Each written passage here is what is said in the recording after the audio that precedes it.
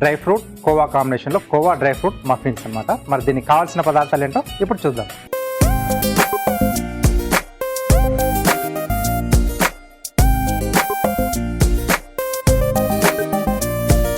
So కావాల్సిన పదార్థాలన్నీ ఇక్కడ సిద్ధంగా ఉన్నాయి. సో ఫస్ట్ మనం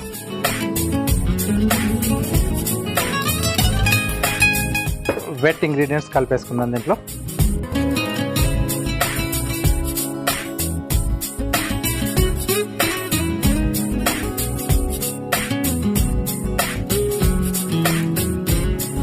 ఓకే, సో వెన్న,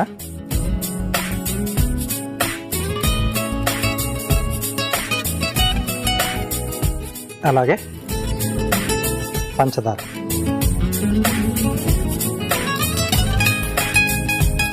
సో ఇదంతా కొంచెం దీంట్లో కలిసిపోవాలి.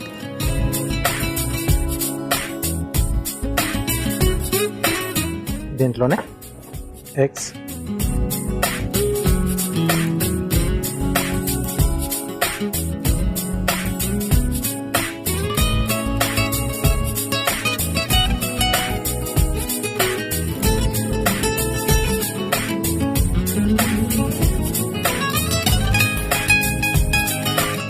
సో కావాలనుకుంటే మీరు పంచదార, షుగర్ పౌడర్ కూడా ఉంటుంది కదా, అది వేసుకున్నా సరిపోతుంది.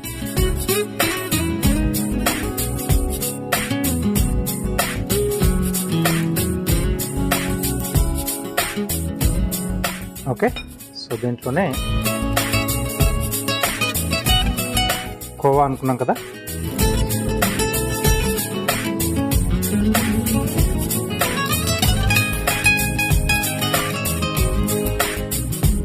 సో కోవా ఫ్లేవర్లో కొంచెం డిఫరెంట్గా వస్తుంది మనకు.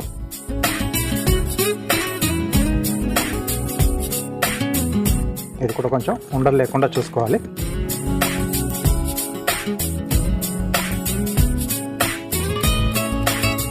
సో కొంచెం కొంచెం ఇలా తీసుకుంటూ, కొంచెం అంటే మనం ఎప్పుడో బేకరీ చేసుకున్నా కొంచెం టైం అనేది తీసుకుంటుంది.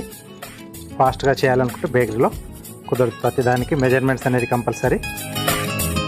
అలాగే బేక్ అవ్వడానికి పట్టే టైం కూడా మనం కంపల్సరీ వదలాల్సిందే. అప్పుడే మనకు కావాల్సిన ప్రోడక్ట్ అనేది కరెక్ట్గా వస్తుంది.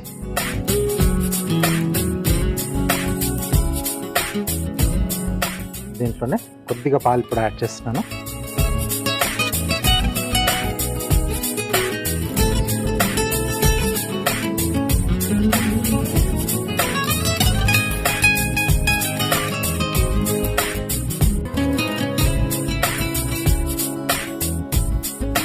ఓకే, సో ఇది పక్కన పెట్టేసుకున్నాం. సో ఒక విషయం మర్చిపోయాను నేను, ఎందుకంటే మనం ఎప్పుడైనా ఇది ప్రిపేర్ చేసుకునే కంటే ముందే అవన్నీ మనం ప్రీహీట్ పెట్టుకోవాలి. సో నేను ఇప్పుడు పెట్టేస్తాను.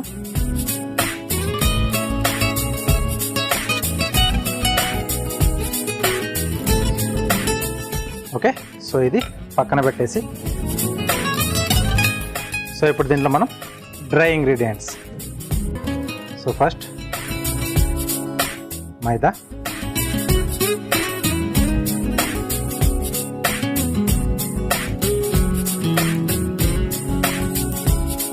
బేకింగ్ పౌడర్,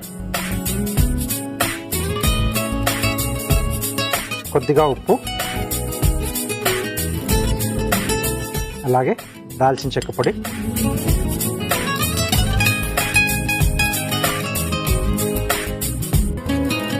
అలాగే తరిగిన డ్రై ఫ్రూట్స్. సో కాజు, బాదం, పిస్తా, ఈ 3 వేసుకున్నాను.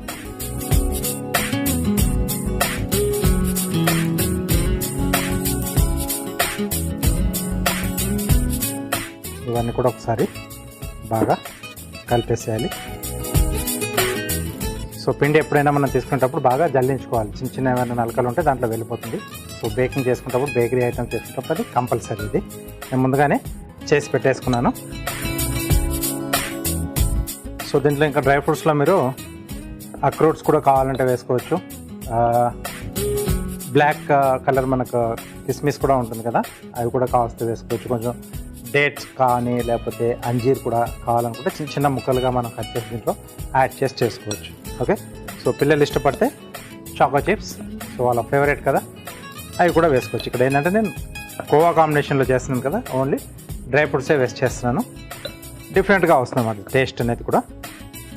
ఇక్కడ వెనిలా ఎసెన్స్ వాడకుండా మనం సిన్నమన్ పౌడరే వాడుతున్నాం. అంటే కొంచెం ఒక స్ట్రాంగ్ ఫ్లేవర్తో సూపర్గా వస్తుంది. కోవా ఉంది కాబట్టి అది కరెక్ట్గా మనకు సరిపోతుందని నేను అదొకటే యాడ్ చేశాను. మీకు కావాలి అనుకుంటే కొంచెం 2-3 చుక్కలు వెనిలా ఎసెన్స్ కూడా దీంట్లో యాడ్ చేయొచ్చు. లేదు అనుకుంటే ఒక చిటికెడు యాలకుల పొడి. సో ప్రతి ఇంట్లో కూడా ఉంటుంది కదా, ఒక యాలకులు దంచేసేసినా కూడా ఆ ఫ్లేవర్ అనేది తెలుస్తుంది. అలా కావాలనుకున్నప్పుడు వాటిని కూడా వేసేసేయండి. ఓకే, సో ఇవన్నీ బాగా కలిపేసేయాలి మనం ముందుగా. స్వీట్నింగ్ కొరకు కూడా మనం ఎంత తీపి తినగలుగుతామో దాన్ని బట్టి మనం పంచదార అనేది యాడ్ చేసుకోవాలి. ఇప్పుడు బ్రౌన్ షుగర్ కూడా వస్తుంది, బ్రౌన్ షుగర్ కూడా యాడ్ చేసుకోవచ్చు. లేకపోతే మనకు డేట్ సిరప్ కూడా వస్తుంది కదా, అది కూడా యాడ్ చేసుకున్నా బాగుంటుంది. సో కొద్దిమంది ఇళ్ళలో తాటి బెల్లం కూడా వాడతారు. లైట్గా ఒకసారి ట్రై చేయండి.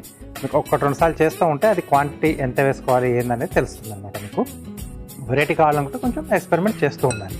1-2 ఫెయిల్ అయినా తర్వాత అది సక్సెస్గానే అవుతాం మనం. ఓకే, సో ఇది బాగా కలిసిపోయింది. ఇప్పుడు మనం దీన్ని ఇందాక లిక్విడ్ రెడీ చేసుకున్నాం కదా, దాంట్లో వేసేసుకున్నాం.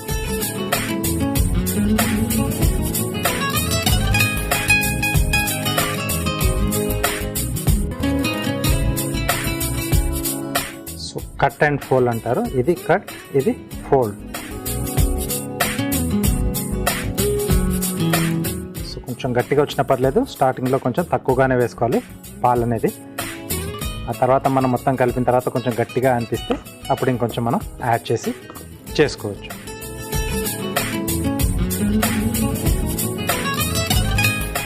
ఓకే, సో ఇక్కడ నాకు ఇంకొంచెం అవసరం పడుతుంది పాలు. కొద్దిగా పాలు పడతాయి.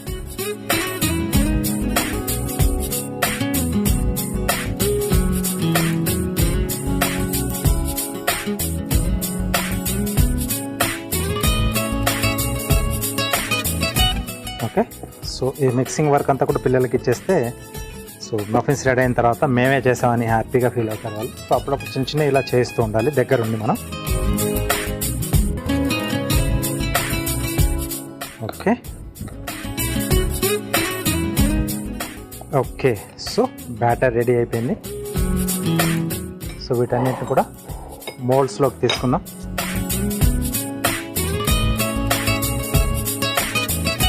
సో ఇక్కడ నేను సిలికాన్ మోల్డ్స్ వాడుతున్నాను.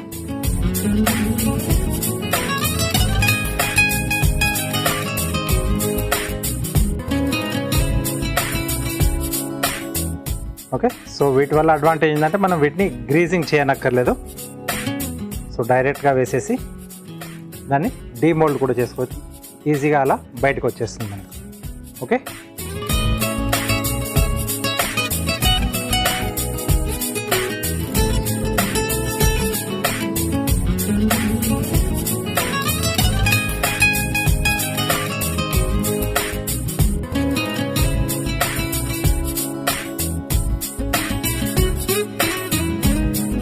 ఓకే, సో కొంచెం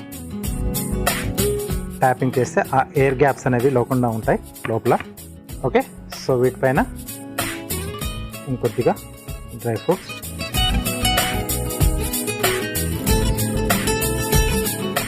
ఓకే, సో వీటిని బేకింగ్ ట్రేలో పెట్టేసుకొని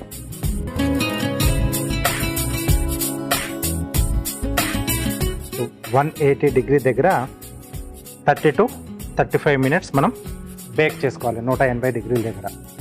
ఓకే, సో ఆల్రెడీ మనది ప్రీహీట్ అయిపోయింది కదా. ఎప్పుడైనా కూడా ప్రీహీట్ ఎందుకంటే టెంపరేచర్ అనేది అదే లెవెల్తో, ఏ టెంపరేచర్ దీనికైతే కావాలో ఆ లెవెల్ నుంచి మెయింటైన్ కావాలి.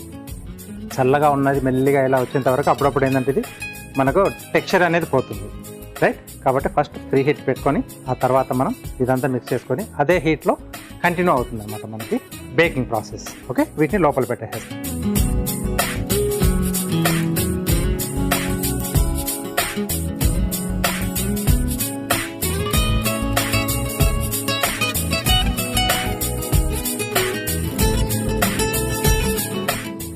సో 180.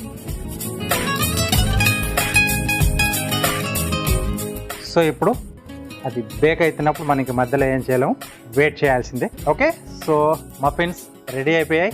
సో టైం కూడా అయిపోయింది, తెచ్చేసుకున్నాం.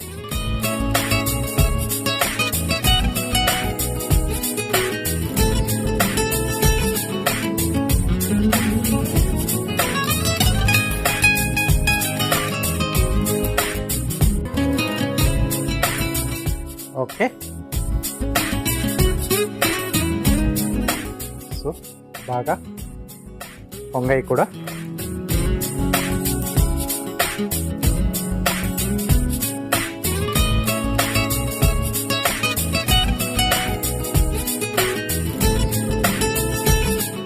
ఓకే, సో ఇవి కొద్దిగా చల్లారిన తర్వాత మనం ఈజీగా డిమోల్డ్ చేసుకోవచ్చు. ఇప్పుడు కూడా ఈజీగానే వెళ్ళిపోతుంది.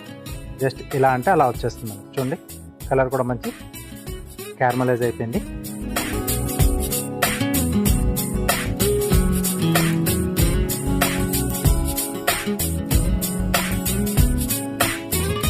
Khoa dry fruit muffins ready అయిపోయాయి. సో వీటికి కావాల్సిన పదార్థాలు అలాగే వీటి తయారీ విధానం మీకోసం మరోసారి. కోవా డ్రై ఫ్రూట్ మఫిన్స్ తయారు చేసుకోవడానికి కావాల్సిన పదార్థాలు: పచ్చి కోవా పావు కప్పు, తరిగిన డ్రై ఫ్రూట్స్ పావు కప్పు, కోడిగుడ్లు 2, మైదా అరకప్పు, పంచదార అరకప్పు, పాలు 1 కప్పు, దాల్చిన చెక్క పొడి 1/2 టీ స్పూన్, బేకింగ్ పౌడర్ పావు టీ స్పూన్, వెన్న 100 గ్రాములు, ఉప్పు చిటికెడు. కోవా డ్రై ఫ్రూట్ మఫిన్స్ తయారు చేసుకునే విధానం: ముందుగా ఒక మిక్సింగ్ బౌల్లో వెన్న, పంచదార వేసి కలుపుకోవాలి. తర్వాత అందులో కోడిగుడ్లు కొట్టివేసి కలుపుకోవాలి. ఇప్పుడు అందులో కోవా, పాలు పోసి కలుపుకోవాలి. ఇప్పుడు మరో మిక్సింగ్ బౌల్లో మైదా పిండి, బేకింగ్ పౌడర్, ఉప్పు, దాల్చిన చెక్క పొడి, తరిగిన డ్రై ఫ్రూట్స్ వేసి కలుపుకోవాలి. తర్వాత ఈ పిండిని కలిపి పెట్టుకున్న కోడిగుడ్డు మిశ్రమంలో వేసి కొద్దిగా పాలు పోసి కలుపుకోవాలి. ఈ మిశ్రమాన్ని మఫిన్స్ మోల్డ్స్ లో వేసి పైనుండి తరిగిన డ్రై ఫ్రూట్స్ వేసి ఓవెన్ లో పెట్టి 180 డిగ్రీల దగ్గర 25 నుంచి 30 నిమిషాల పాటు బేక్ చేసుకుని సర్వింగ్ ప్లేట్లోకి తీసుకొని సర్వ్ చేసుకుంటే khoa dry fruit muffins ready.